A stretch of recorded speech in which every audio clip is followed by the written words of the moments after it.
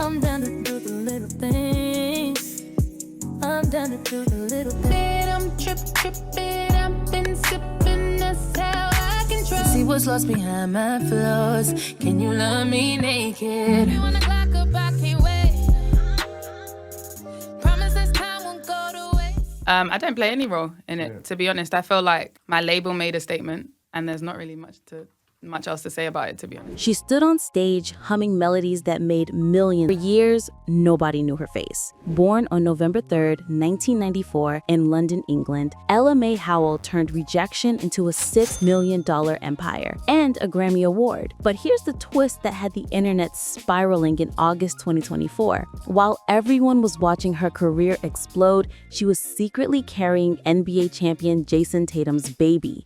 This is the story of how a girl who got rejected on national television became R&B royalty, sparked one of the messiest controversies in music history, dated an NBA superstar in complete secrecy, and became a mother without anyone knowing she was pregnant. And trust me, the drama is just getting started. In 2014, Ella Mai auditioned for the X Factor UK as part of a girl group trio called Arise. Simon Cowell, the man who made or broke careers with a single sentence, looked at them and said no. They didn't even make it past the initial rounds. The cameras captured Ella's disappointment, and then they moved on to the next hope flagged. Got 4 yeses, everyone was so excited. And then we got to the next stage, which is the arena stage, and got 4 no's, and everyone was just like completely changed their mind. Most people would have given up right there. Rejection on national television is brutal, but Ella wasn't most people. She enrolled at the British and Irish Modern Music Institute in London, studying music production and vocal performance, while everyone from her X Factor audition faded into obscurity. But here's what makes Ella's story fascinating. She wasn't just talented, she was strategic.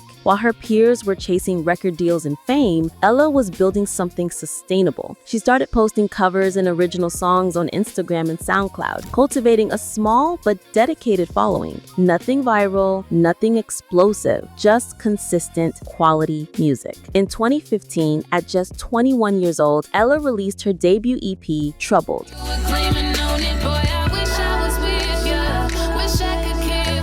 Independently. The project got decent streaming numbers in the UK, but it wasn't changing her life. She was still unknown, still working regular jobs, still wondering if music would ever pay the bills. Then in 2015, something happened that would change everything. But it wasn't a viral moment or a lucky break. It was a DM from a producer who saw potential nobody else recognized yet. DJ Mustard, the West Coast hitmaker behind tracks for YG, Ty Dolla $ign, and Rihanna, was scrolling through Instagram when he discovered Ella's page. He listened to her music and heard something special, a voice that could carry emotion without over-singing, lyrics that felt genuine, and a modern take on 90s R&B that felt fresh.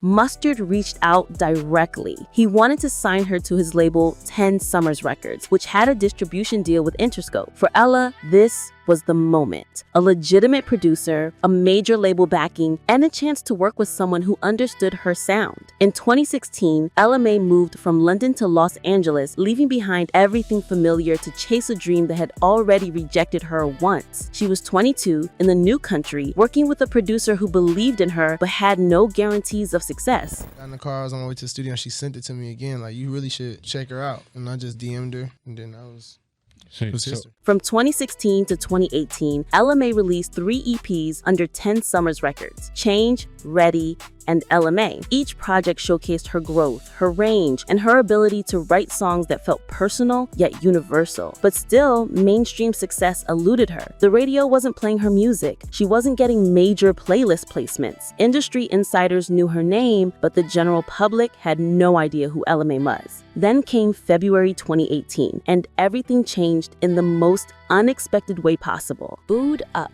a song Ella had released months earlier as part of an EP, suddenly exploded on social media. It wasn't planned, there was no marketing campaign, people just started discovering the song organically, creating dance videos, relationship content, and couple montages using the track.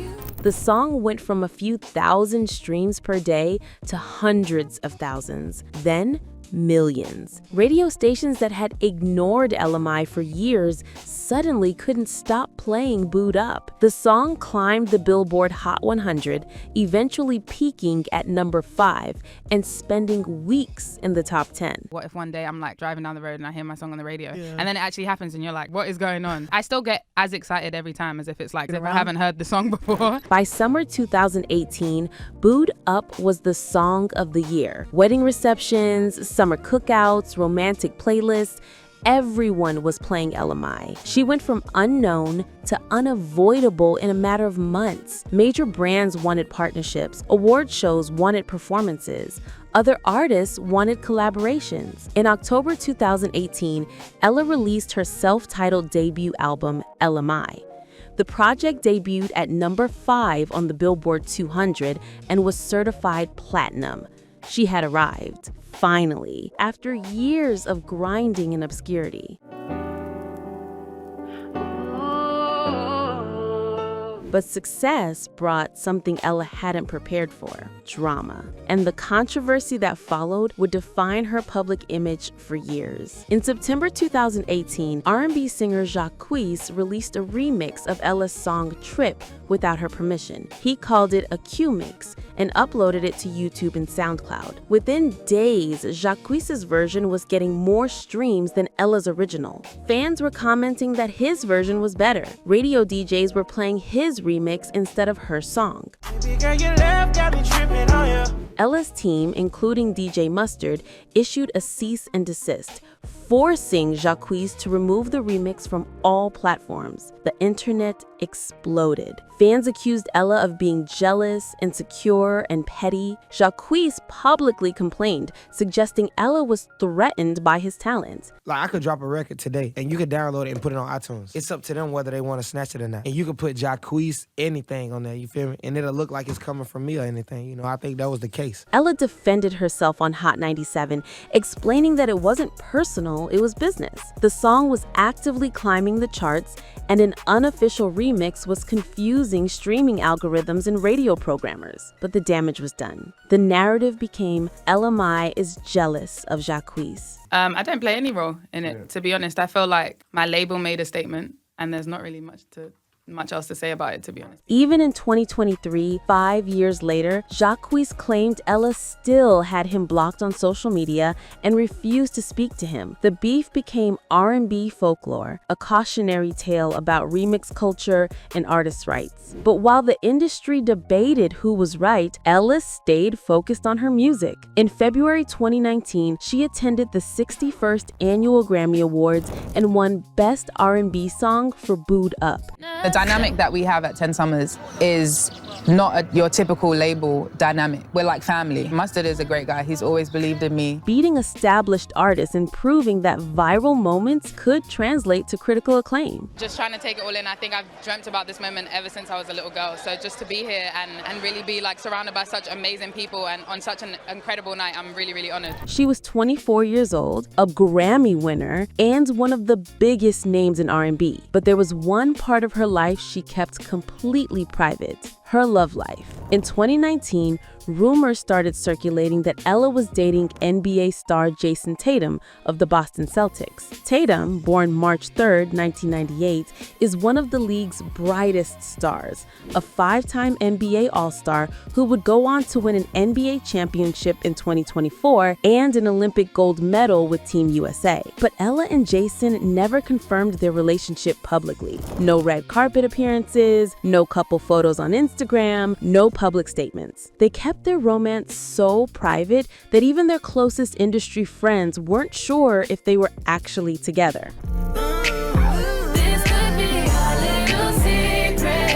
In an era where celebrity relationships are constantly documented and monetized, their privacy was almost suspicious. Your peace, your home. I'll be the queen you put your crown on. Then came 2024, and the secret they'd been keeping became impossible to hide. In August 2024, after Team USA men's basketball won the gold medal at the Paris Olympics, Jason Tatum was photographed celebrating with his family. And in those photos, Ella Mai was holding a newborn baby, their baby, a child nobody knew existed until that moment. The internet went into a frenzy. Ella Mai, one of the most private celebrities in music, had been pregnant for 9 months without anyone knowing. No maternity photos, no pregnancy announcement, no baby shower posts. She carried and delivered a child in complete secrecy. Don't f me up, don't let me down. You know I wanna be around.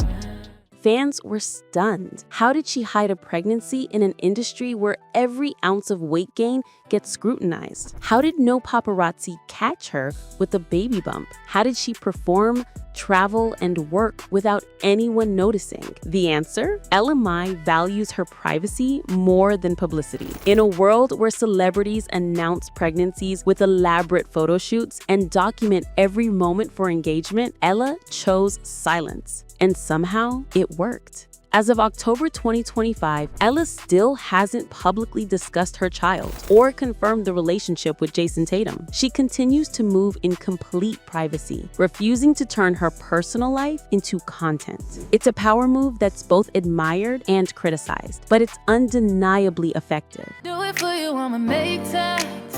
I wanna kick it until midnight. So where's Ella Mai now? She's 30 years old with a net worth of $6 million, a Grammy Award, a platinum album, and a secret family that she's protected from public consumption. She's working on new music, with her latest single, Tell Her, teasing a potential sophomore album that fans have been waiting years for. Can call your phone.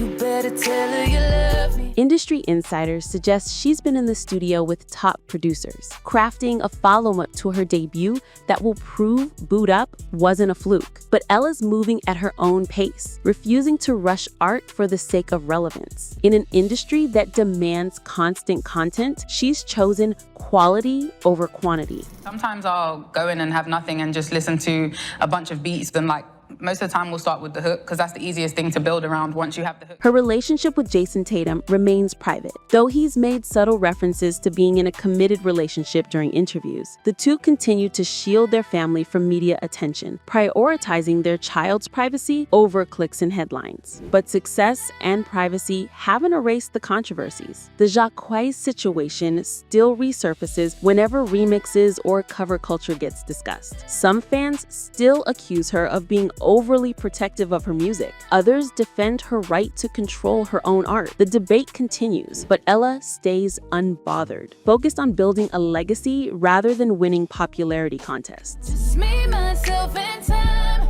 before I lose my whole mind. She's also faced criticism for not being more visible or vocal in the industry. Unlike peers who constantly engage with fans on social media, do interviews, and maintain a constant presence, Ella appears when she wants to and disappears when she doesn't. Some call it strategic, others call it disconnected, but the approach has kept her mystique intact. In recent months, Ella's been spotted at various industry events, looking happy and healthy, occasionally performing select shows, but mostly staying out of the spotlight. She's not chasing hits or trends. She's building a career designed for longevity, not virality. The mother who once pushed her daughter to keep singing despite rejection. The father who supported her move to another country to chase dreams. The family that believed in her when Simon Cowell didn't. They're all part of a story that proves rejection isn't permanent and overnight success is usually years in the making. I brought my mum out on stage in London and she started crying. Ella Mai went from X Factor reject to Grammy winner, from unknown songwriter to platinum-selling artist, from public figure to fiercely private mother. She did it without compromising her values, without selling her personal life for engagement, and without letting controversy define her narrative. Her journey proves that you don't have to be the loudest person in the room to be the most successful. You don't have to document every moment to make an impact. And you definitely don't have to explain yourself to people who wouldn't understand anyway. The girl who got told no on national television built a $6 million career by trusting her voice, protecting her peace, and refusing to play by anyone's rules but her own. And whether you love her music, respect her privacy, or still think she was wrong about the Jacquees situation, one thing is undeniable. Ella Mai is exactly who she wants to be, on her own terms, and she's not apologizing for it.